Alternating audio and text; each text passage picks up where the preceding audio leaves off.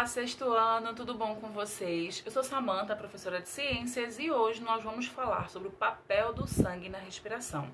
Esse assunto está entre a página 19 e 23 do livro de vocês, beleza? Então, vamos começar. A gente já sabe, porque a gente vem trabalhando esse assunto, né? A gente vem trabalhando esse assunto e a gente já sabe que o sangue, ele é o meio de transporte, né, que o oxigênio usa para entrar em todas as nossas células, em todas as partes do nosso corpo, tá bom? O que a gente vai ver aqui um pouquinho é mais ou menos o caminho, quais são os elementos usados, enfim, beleza? Mas eu tenho certeza que todos vocês já sabem, né, qual é o papel desse sangue, né, nesse processo da respiração, porque é ele, o sangue, que é o meio de transporte usado para que o oxigênio circule em todo o nosso corpo, beleza? Então vamos lá. Vamos ler aqui, tá? O sangue tem uma participação importantíssima no processo de respiração, porque ele é responsável pela troca gasosa e transporte de outras substâncias por todo o corpo. Vamos observar essa tabela. O ar que a gente inspira tem 21% de oxigênio, 0,04% de dióxido de carbono e 78% de nitrogênio. E o ar que a gente expira, esse tem 16% de oxigênio, 4% de dióxido de carbono e 78% de nitrogênio. Ou seja, todo o gás de nitrogênio que entra também sai do nosso corpo, beleza? Aí aqui eu vou ler tudinho e a gente vai comentar sobre essa imagem, tá? Como já estudado anteriormente, a parte do oxigênio que não sai do corpo é consumida na respiração celular. Mas, para que o oxigênio chegue até as células, é necessário que uma substância o transporte até elas. De forma semelhante, mas seguindo o percurso inverso, o dióxido de carbono ou gás carbônico produzido na respiração celular deve sair das células e ser transportado até os pulmões, de onde será eliminado. Então, é mais ou menos assim. Enquanto o oxigênio está indo para o nosso corpo, o oxigênio está saindo para ser liberado para fora, ok? A substância que efetua esse procedimento é hemoglobina, tá? Que é um pigmento presente na composição de um grupo de células existentes no sangue chamado hemácias, eritrócitos, que é células vermelhas, ou simplesmente glóbulos vermelhos. As hemácias são muito numerosas. Em cada litro de sangue, normalmente existem cerca de 5 milhões delas. Então, são essas hemácias aí que vão estar transportando. É ela, olha, como está ali na imagem. Deixa eu aumentar aqui. Ó, é nas hemácias que o oxigênio se fixa e vai lá, né, se espalhar por todo o nosso corpo. Aí vamos ler aqui. Quando o sangue passa pelos alvéolos pulmonares e recebe oxigênio, esse reage com a hemoglobina das hemácias, formando uma substância chamada oxiemoglobina. Esse sangue rico em oxigênio é arterial e tem um tom de vermelho vivo. A gente viu isso na semana passada, lembra? À medida que passa pelos diversos tecidos do corpo, a oximoglobina vai se transformando novamente em hemoglobina, liberando o oxigênio. Este passa para as células desses tecidos para ser usado na respiração celular. Parte do dióxido de carbono produzido na respiração é transportado e dissolvido no sangue. Outra parte se combina com a hemoglobina, formando um composto chamado de carbohemoglobina. Esse sangue é venoso e tem um tom vermelho escuro. Ao chegar aos alvéolos pulmonares, a carbohemoglobina transforma-se novamente em hemoglobina e libera dióxido de carbono para o ar dos pulmões. A hemoglobina livre recebe o oxigênio, ou seja, combina-se novamente com o oxigênio fornecido pelos pulmões. Então, vamos entender tudo o que a gente leu aqui. Eu tenho a hemoglobina, ela vai lá andando, ó, Quando ela chega lá no pulmão, ela recebe o oxigênio e vai ganhar um novo nome, oxiohemoglobina, tá? Então ela tá andando, chegou no pulmão, ela vai, recebe o oxigênio e vira oxiemoglobina. Aí ela vai pro corpo, ó, vai passeando, vai deixando oxigênio aqui, deixando ali, deixando lá, deixando lá. Quando ela termina de deixar todo o oxigênio, ela vira de novo hemoglobina. Só que agora ela tá voltando. Ela tá subindo de novo. Quando ela sobe, ela pega quem? O gás carbônico. E aí ela vira carbohemoglobina. Quando ela vira carbohemoglobina, ela já tá pegando o carbono para deixar lá no pulmão.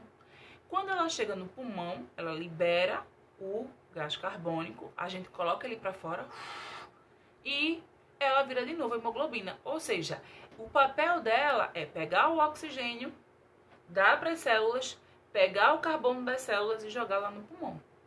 Ok? Eu acho que isso ficou claro, né? Se tiver alguma dúvida, entre em contato comigo no meu Instagram, Prof. Samantha Costa. Agora vamos embora. Aqui tá falando um pouquinho desse processo, tá? O sangue, ele vai, a hemoglobina chega nos alvéolos, pega o oxigênio, certo? Passa pelas células. À medida que ela passa, ela vai deixando o oxigênio. Olha aqui, ó. O oxigênio, a setinha, ele entra na célula e o gás carbônico sai da célula. Isso o sangue, ele deixa de ser arterial, que é o sangue com oxigênio, e passa a ser o sangue venoso, que é aquele sangue rico em gás carbônico. Beleza? Aí aqui tem essas reações entre os gases respiratórios e a hemoglobina constituem os fenômenos químicos da respiração e recebe o nome de hematose. Então, toda vez que alguma pergunta, né, de alguma prova, algum simulado, alguma coisa vestibular, perguntar o que é hematose, aí você já... Opa, hematose é o nome que se dá às reações químicas que ocorrem no sangue, as reações químicas provenientes da respiração, tá? E o que são as hematoses? É exatamente isso aqui, ó. É o processo de oxiohemoglobina e de carbohemoglobina, que é aquele momento em que a hemácia, ela tá trocando de gases e tá dando pra gente a bênção da respiração, beleza? O processo é rápido, porque esses compostos, oxiohemoglobina e carbohemoglobina, são instáveis, isso é, dissociam-se facilmente. Quando, porém, a hemoglobina se combina com monóxido de carbono, forma-se um composto altamente estável, que é a carboxiemoglobina, que impede o transporte de oxigênio pelas hemácias e pode levar o indivíduo à morte. O monóxido de carbono é eliminado principalmente pelos escapamentos de carro e motos. Observe a ilustração e complete o esquema. Vamos falar um pouquinho de carboxiematoglobina. Quando uma pessoa está sufocando, né, pode ser por afogamento ou por um ambiente cheio de fumaça, ou seja, o que está acontecendo? Se ela estiver num ambiente com baixos níveis de oxigênio, esse monóxido de carbono começa a ficar preso à hemoglobina, entendeu? E impede que ela faça a troca gasosa, impede que ela faça o transporte. Então, a gente precisa estar sempre num ambiente rico em oxigênio, para que tudo funcione bem. A partir do momento que os níveis de oxigênio vai baixando, o gás carbônico vai se fixando à hemoglobina, provocando esse fenômeno aí, carboxiemoglobina. É difícil esse nome, né? E aí, esse momento, a hemoglobina, ela para de fazer o seu papel de transportar oxigênio e de fazer a troca gasosa. Ok?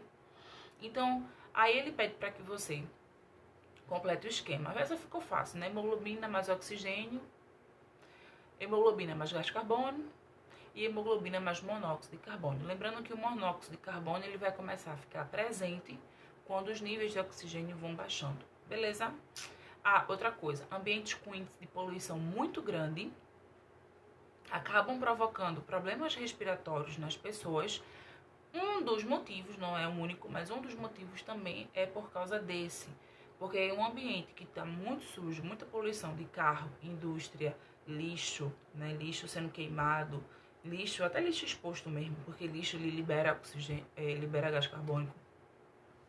Quando você começa a respirar esse tipo de coisa, né? Você fica preso nesse lugar por muito tempo, você vai ter também, né? Você não tá com níveis, você não tá passando por um afogamento nem um sufocamento. Mas devido à quantidade de monóxido de carbono, esse monóxido vai se cristalizar na tua hemoglobina e vai impedir o teu processo respiratório. Por isso que algumas pessoas que trabalham em ambientes assim muito poluídos acabam passando mal, ou pessoas que trabalham nesses ambientes precisam sair desse ambiente periodicamente para respirar, oxigenar o sangue e poder voltar para o ambiente, beleza? Então tomem todo cuidado e vamos, quem sabe, né, a geração de vocês conseguem entender de uma vez por todas que a gente precisa de um equilíbrio ambiental, né? E não é só para preservar bicho e mato, é para preservar a vida humana, porque nós dependemos do bicho e do mato para esse equilíbrio todo acontecer, beleza? Então, simbora. Aparentemente, o sangue é um líquido com certa viscosidade, homogêneo e de cor vermelha. Calcula-se que o corpo de um adulto tenha de 5 a 6 litros de sangue, tá? Mas, né, o sangue ele não é tão homogêneo assim. Vamos lá. Já estamos familiarizados com a cor do sangue, pois quando nos cortamos, nos arranhamos, alguns dos pequenos vasos sanguíneos presentes debaixo da pele rompem-se, fazendo o sangue sair. Embora pareça um líquido vermelho completamente homogêneo, é possível separar os componentes do sangue em dois grupos, submetendo-a a uma alta rotação de um aparelho chamado centrífuga. E o que é a centrífuga, meus amores? É um aparelho giratório que consegue acelerar processos de separação de misturas. Eu já até trabalhei com isso é muito massa. Agora vamos aqui. Então aí tá duas ampolas de sangue, né? Passando por uma centrífuga, aí vocês estão vendo, ela gira bem rápido. Depois que ela gira bem muito, ela consegue dividir o sangue em 3 partes.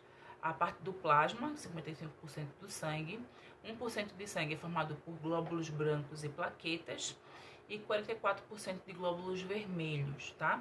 Então, quando a gente doa sangue, eles fazem isso. Certos tratamentos é preciso somente o plasma, em outros somente os glóbulos e mais, assim, um pouco mais raramente, somente as plaquetas, tá bom?